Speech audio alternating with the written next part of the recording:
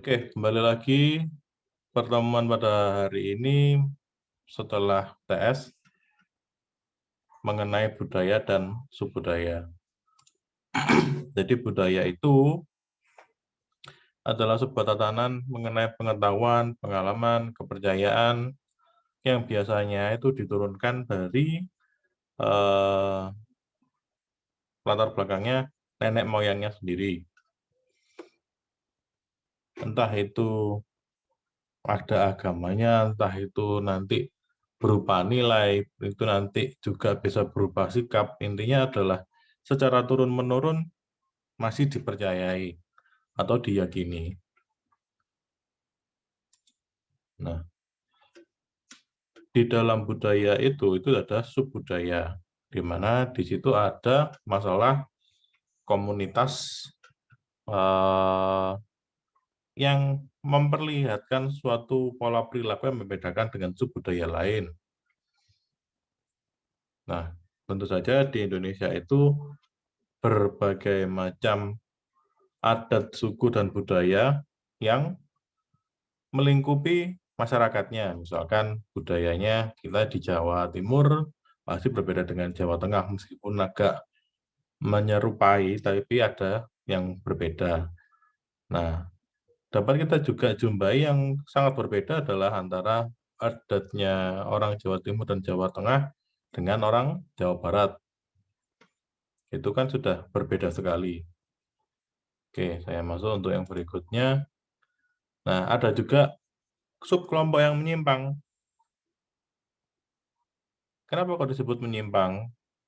Karena mereka itu adalah norma-norma yang ada di dalam masyarakat itu tidak menyentuh mereka, tetapi mereka memiliki norma sendiri, memiliki aturan sendiri, memiliki tatanannya sendiri, memiliki sebuah kehidupannya sendiri.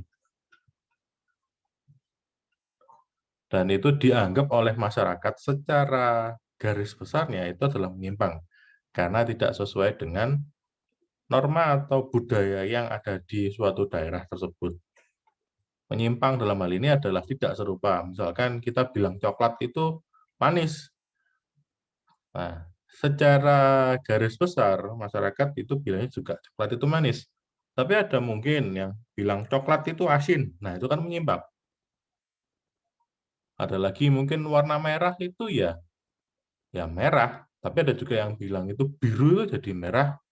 Atau mungkin eh, masih banyak hal-hal yang menyimpang lainnya ya. Oke. Nah, setiap subkultur atau subbudaya itu adalah suatu entitas sosial yang meskipun merupakan bagian dari budaya yang dominan, mereka memiliki berbagai macam latar belakang, berbagai macam nilai-nilai sosial dan harapan-harapan yang tidak didapatkan dalam budaya dominan. Jadi budaya itu, subbudayanya itu lebih banyak lagi. Mungkin tadi yang ada di masyarakat awam itu tidak boleh buang sampah sembarangan, tapi nanti antara entitas sosial yang satu dengan entitas sosial yang lain itu pengertiannya itu banyak. Itu tadi karena ada pengalaman, ada latar belakangnya. Nah, mungkin ada juga begini, kayu itu bisa buat apa sih? Kayu itu bisa buat A, B, C, D, E menurut si A. Nanti menurut si B, loh kan bukan hanya A, B, C itu saja. Ada juga bisa tambahannya untuk C, D, dan E, dan seterusnya. Nah, itu tadi adalah harapan-harapan bagi anggota-anggotanya yang tidak bisa didapatkan di dalam budaya yang dominan. Oke, berikutnya. Budaya dan komunikasi. Nah, budaya itu adalah suatu pola hidup menyeluruh, bersifat kompleks, abstrak, dan luas yang dapat menentukan perilaku komunikatif. Ada unsur sosio-budaya. Nah, hal ini berhubungan dengan persepsi. Ada proses verbal dan proses nonverbal. Hal ini itu menyebar dan meliputi banyak kegiatan di dalam kegiatan sosialnya manusia. Nah, kalau misalkan karena kita ada di Pulau Jawa atau kita ada di Surabaya, pasti kalau kita eh, mau melewati seseorang itu pasti kita kan bilang nuwun sewu nggih. Meskipun kalau bahasa Indonesianya nuwun sewu itu adalah minta 1.000. Tapi hal itu bukan minta 1.000, tapi kita meminta permisi terhadap seseorang yang ada di depan kita, entah itu yang lebih tua, entah itu yang lebih muda, entah itu yang usianya sesama. Nah, itu merupakan perilaku komunikatif yang mungkin hanya ada di Surabaya atau mungkin ada di Jawa. Mungkin di tempat yang lain, kalau misalkan tadi makan, kalau ada di Mesir sana, itu kalau makanannya tidak dihabiskan, itu berarti menyinggung tuan rumah. Tuh, bagus kan? Mau kita dikasih satu nasi goreng jumbo itu disuruh habiskan.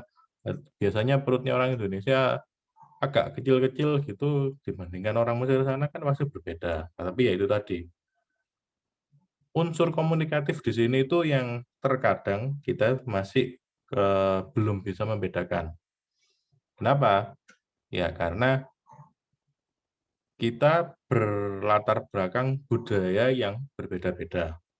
Tetapi secara umum, kalau misalkan karena kita hidupnya di Jawa Timur, umumnya sama.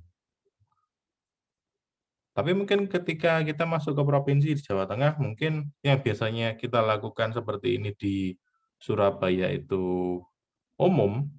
Nah, komunikatif kita di sana itu mungkin agak berbeda. Gitu. Oke, saya lanjutkan. Nah, di sini ada persepsi. Di mana persepsi itu adalah proses internal yang kita lakukan untuk memilih, mengevaluasi, dan mengorganisasikan rangsangan lingkungan eksternal. Persepsi itu berarti kan pengaruh atau pandangan kita. Nah, di sini tuh persepsi adalah cara kita tuh untuk mengubah energi-energi fisik yang ada dari lingkungan kita. Nah, yang membentuk persepsi itu adalah sistem kepercayaan atau belief, nilai budaya atau value, sikap atau attitude, dan pandangan dunia, worldview atau dan juga organisasi sosial, bukan atau ya. Nah, sistem kepercayaan yang biasa kita anut seperti apa, terus nilai budayanya bagaimana, lalu sikap yang biasanya kita diajari mulai dari kecil hingga dewasa seperti apa, dan pandangan dunia terhadap kita itu bagaimana, serta ketika kita berada pada organisasi sosial itu nanti seperti apa itu pasti ada. Nah, pandangan-pandangan ini itu bukan hanya dari kita saja, itu pun juga dari luar.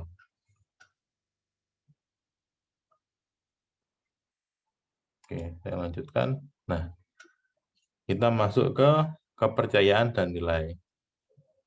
Jadi, kepercayaan itu secara umum dapat dipandang sebagai kemungkinan subjektif yang diyakini individu atas suatu objek atau peristiwa yang memiliki karakteristik tertentu. Misalkan begini, cerita Ramayana, di situ kan adalah sebuah peristiwa ataupun Mahabharata yang ada di candi yang ada di Jawa Tengah sana. Nah, di situ ada perbedaan kan antara yang Candi Borobudur ataupun Candi Prambanan. Yang satunya ada Ramayana, yang satunya ada Mahabharata mungkin, atau yang satunya cenderung ceritanya ke arah Sang Buddha sendiri. Nah, itu tadi. Peristiwa-peristiwa di sini itu memiliki pengaruh tertentu bagi pengikutnya. Begitu juga mungkin untuk kepercayaan-kepercayaan secara umum, kalau misalkan buka payung di depannya pintu itu enggak boleh. Atau mungkin makan di depannya pintu bagi anak cewek itu Kalau ada yang bilang susah jodoh atau gimana gitu, kalau misalkan makan makan nasi, kalau nggak dihabisin nanti rezekinya dipatok ayam atau gimana. Nah, itu kan adalah kepercayaan masyarakat secara umum. Nah, berikutnya, oke, kita masuk ke value atau nilai-nilai.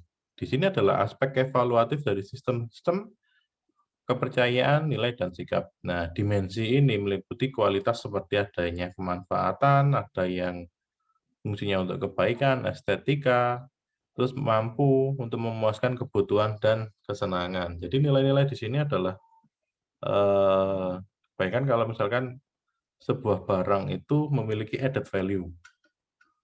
Nah, kalau misalkan tadi barang itu tempat tidur, kita cuma buat tidur, tapi di tempat tidur itu memiliki misalkan ranjangnya empuk, terus spare-nya itu enggak keras atau segala macamnya. Nah, di sini sama seperti itu. Jadi nilai-nilai di sini itu yang membuat seorang konsumen atau calon konsumen itu percaya, oh ternyata ketika kita menggunakan merek ini, itu nanti sama seperti yang ada di masyarakat umum. Misalkan kalau minum jamu itu temulawak nanti bisa mengurangi atau membantu menjaga liver. Nah, siapa yang menyebutkan loh itu sudah dari turun temurun dan itu juga sudah jadi kepercayaan. Nah, nilai added value-nya dari mana? Itu tadi. Kita bisa minum itu sebagai kalau saya pribadi itu adalah minuman yang menyegarkan dan juga membuat saya menjaga liver saya. Nah, selain menyegarkan dan juga menambah imun atau menambah daya tahan tubuh saya atau meningkatkan kemampuan liver saya, nah, saya kan juga bisa membantu misalkan si penjualnya tadi, kalau biasanya saya cuman beli 1 bungkus, 2 bungkus, ternyata saya sudah tahu ada value-nya seperti itu. Oh ya, saya besok beli 1 kilo gitu. Nah, nilai-nilai di sinilah yang dirasa itu bisa memberikan kepercayaan, nilai, dan sikap dari si konsumen itu dalam menentukan perilakunya bagaimana.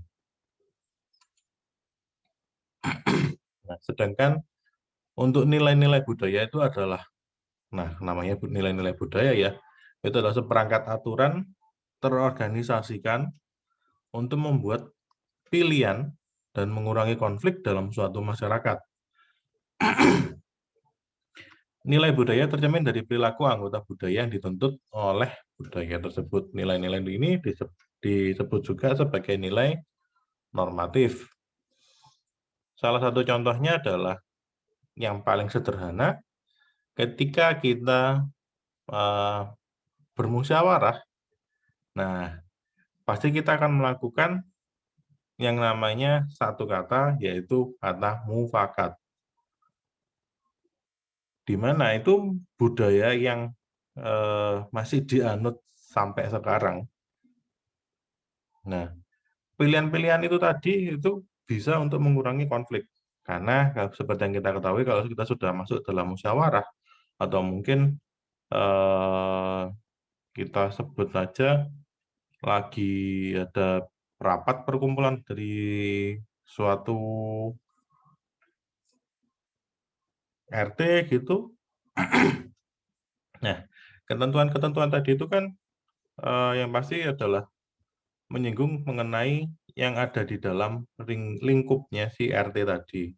Nah, daripada terjadi konflik yang berkepanjangan, biasanya nanti akan disetujui satu kata, yaitu kata mufaat, mengenai mungkin aturan-aturan yang berlaku.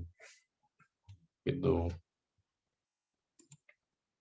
Oke, nah ada juga sikap, di mana adalah kecenderungan yang diperoleh dengan cara belajar untuk merespon suatu objek.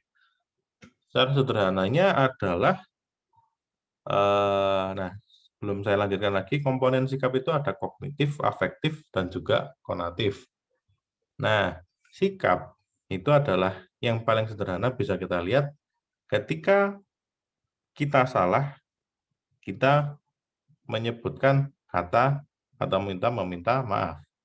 Dan ketika kita ingin seseorang membantu kita atau melakukan sesuatu untuk kita, kita menyebut kata, "Saya minta tolong ya." Oke.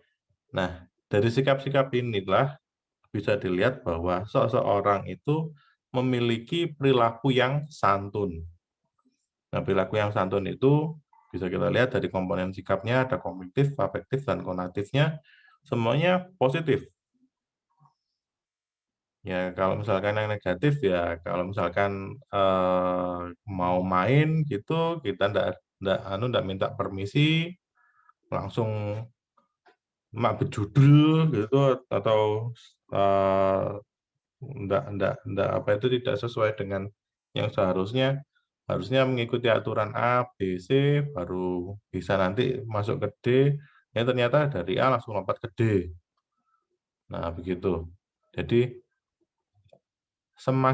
biasanya adalah semakin tinggi tingkat edukasi, nah biasanya juga sikapnya itu semakin positif atau semakin santun, biasanya.